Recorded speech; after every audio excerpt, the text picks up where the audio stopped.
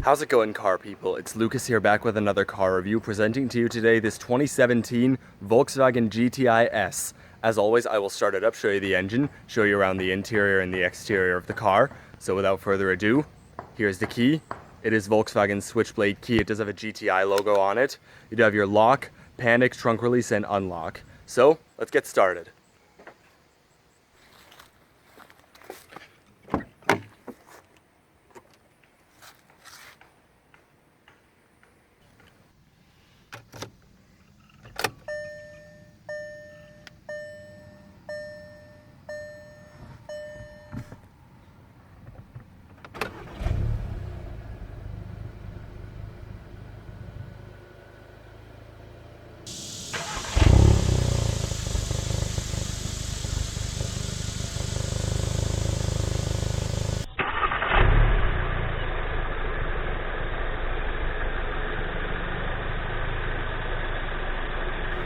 Alright, let's go ahead and cut on the headlights, fog lights, and hazards. All four windows are fully automatic. So, let's go ahead and check out the exterior of the GTI. The Volkswagen Golf is a compact car produced by Volkswagen since 1974.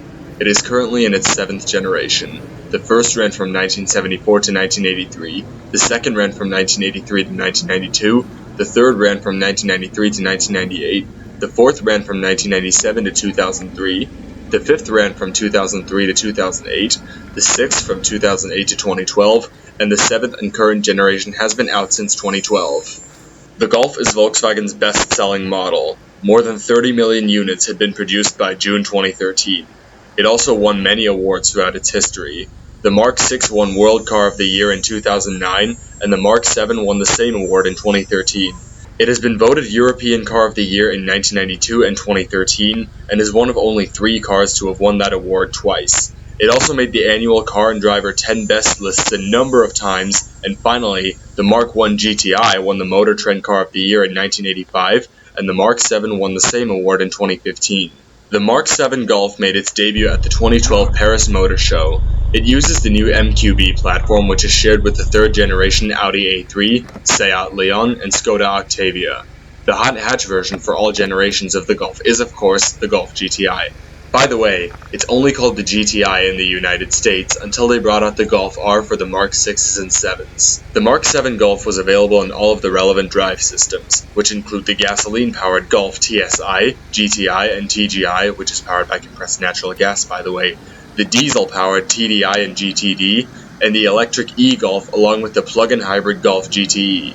The trim levels include S, SE, and Autobahn.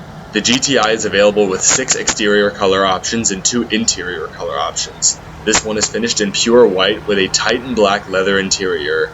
As far as exterior amenities on this GTI, it has halogen headlights, front fog lights, a red strip and GTI badge on the front grille, and also GTI badges on the front fenders in the back, body-colored turn signal mirrors, body-colored door handles, a mini radio antenna up top, typical Volkswagen-style taillights, a pop-up backup camera hidden in the Volkswagen badge, dual-exit exhausts, and 18-inch 5-spoke alloy wheels on Hankook Ventus S1 Noble 225/40 R18 tires. As far as dimensions, length is 167.5 inches, width is 70.8 inches, height is 57.2 inches, with a 103.8-inch wheelbase. Curb weight is 2,963 pounds. The GTI's one and only engine option is a 2-liter, dual overhead cams, 16 valves, turbocharged inline 4-cylinder, producing 210 horsepower at 4,500 RPM and 258 pound-feet of torque at 1,500 RPM. It does 0 to 60 in 5.6 seconds and has a top speed of 130 miles an hour. With a 13.2-gallon fuel tank, it is estimated to get 24 miles per gallon city, 32 highway, and 27 combined. The GTI is front-wheel drive.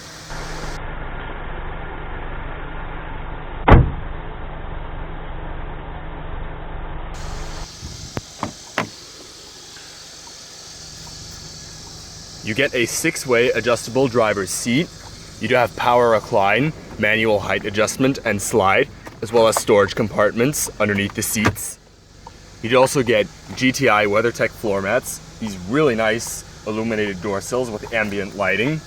You'd also get sport aluminum pedals. On the door panel, you have all these soft touch materials, carbon fiber trim with more of the ambient lighting, an aluminum interior door handle, your power windows, window lock, as well as power locks and power mirrors, which are also heated, by the way.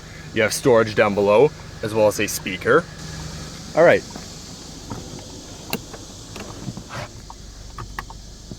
So let's go ahead and do a few revs and see how it sounds.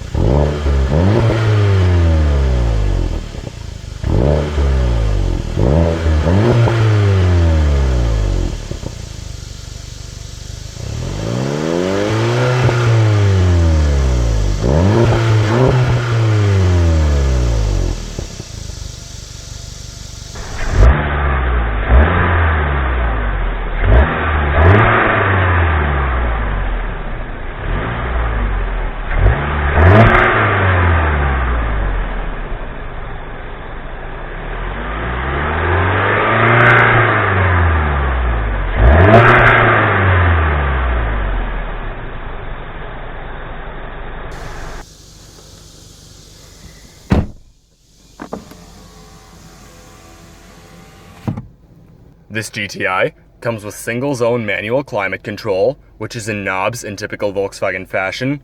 You have your fan speed right in the middle. You do have your temperature settings right here. Different zones, front defrost, rear defrost, AC, recycling, your off button. You do have tri-stage heated seats as well for the driver as well as the passenger. Here we obviously have our infotainment screen, which is off right now. The power button is right here, which also doubles as a volume knob for the radio. And turn it on right here. Currently it's on the car button. If you click band, you can see what's currently playing on the radio. If we go over to media, you can also view what's playing right now. The phone button leads you to the current connected phones, and here we obviously have voice recognition. You got a mute button right over here. Here you have the sound settings, as you can see right there. Go to our car. As you can see, you can view tire pressure monitoring system, the vehicle status. You can also just get a quick view of what you're seeing or what's currently playing on the radio. As well as you've also got this selection right here. Everything driving data, energy consumers, sport, stuff like that. If we go over here to the setup, as you can see, we do have various settings right here, like window operation, tires, lights. If we go over here to lights, we can adjust the brightness of the ambient lighting, which is currently, I believe it turns on with the headlights. Yep, it does. As you can see, we've got it on the door panels and everything underneath the carbon fiber trim, which is pretty cool. You also got footwell light brightness adjustment down below right here. Also got mirrors and wipers, opening and closing, you know, typical vehicle settings. If you go to our menu, you can actually scroll through the apps on the screen as well, which as you can see is a touch screen. But overall, these touch buttons are very similar to the buttons on the side. They pretty much do the exact same things. We've also got our tuning knob right over here. We do have a carbon fiber accented center stacking console. In here we got a little bit of storage, as well as a USB and auxiliary port. Via this button, you can select your different driving modes. We got normal, sport, and custom, as you can see. Traction control. This GTI comes equipped with the 6-speed DSG or direct shift gearbox automated manual transmission. Once in drive, just click it back to put it into sport mode, and then click it back again to put it back into drive. We also do have manual shiftability via the shifters down here or via the paddle shifters on the steering wheel. You do also have a backup camera upon putting it into reverse, which does feature guidance lines, and it is also a pop-out backup camera on the back. We do have our e-brake right over here, 12-volt power outlet, cup holders, an adjustable armrest with storage underneath. Here's our glove box. Also contains your CD player as well as SD card slot. Got more of this carbon fiber trim right over here. We do get a 3-spoke design, leather-wrapped steering wheel, which is nice and smooth. You do have red stitching on the inside, sport grips at 10 and 2. It is a flat bottom design with aluminum trim around the spokes and a nice GTI logo on the bottom spoke. Very loud horn. To the left, we do have our turn signal stock. Over here we do have our wiper stock. The steering wheel is also manually tilting and telescoping. Nice. On this spoke, we have our cruise and audio controls. We do have seat track buttons right over here on this side, as well as Bluetooth phone and voice recognition, and the controls for the display on the gauge cluster. And speaking of the gauge cluster, as you can see, we have our tachometer right here, our engine temperature gauge, various warning lights underneath, and our speedo and fuel gauge. As the display sits right now, it is displaying the time. It has a compass, shift indicator, outside temperature, trip meter, and odometer. This one has 28,000 miles on it. We do also have our trip reset right over here.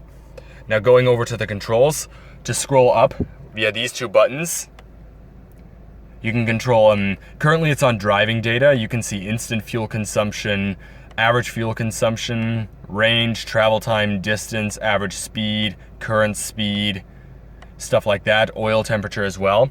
And then if you scroll over here, you can obviously view the lap timer, vehicle status, and if you just click OK, that's what it'll show. So pretty much, if I go back to the driving data right here, I click OK, and I wanted to view the range, or the range, we click OK, that's what it's permanently going to show on the screen until you change it, of course. So that's pretty much how this display works. We also do have compass and audio, Bluetooth phone, you know, typical stuff like that.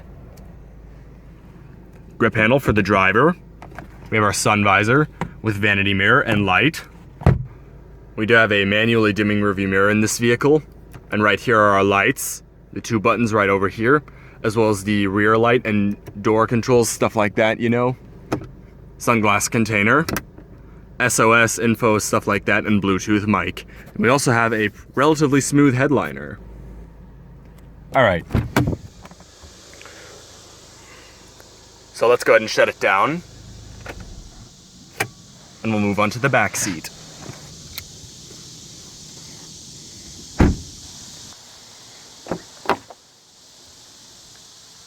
All the materials on the seats as well as the door panels do carry through to the back with our cloth padded door panels and armrests and everything, more of that carbon fiber trim. Unfortunately, there is no ambient lighting back here. That's only for the front two doors. But hopping inside,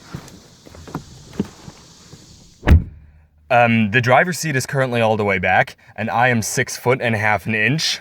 And as you can see, there's really not a whole lot of legroom. There's an okay amount of headroom though. So as long as the driver's seat was slid a little bit further forward, I wouldn't have any issues back here. We do have dual seat map pockets on both the seats. We do have our lights right over here, a grip handle, and here's our center armrest, which includes cup holders as well as a trunk pass-through.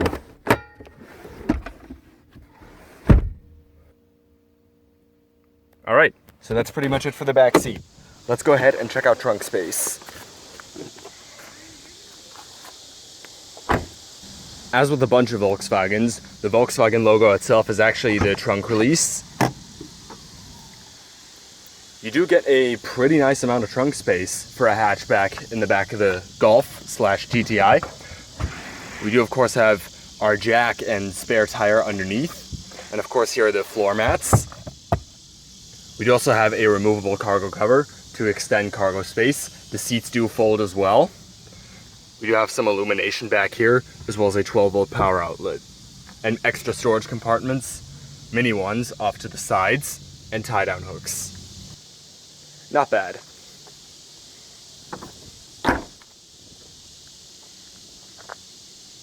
So all of that is going to conclude the review on the 2017 Volkswagen GTI S. I hope you enjoyed this video. If you did, please leave a like or a comment. Subscribe today if you haven't. I thank you all for watching, and I will see you in my next video. Goodbye.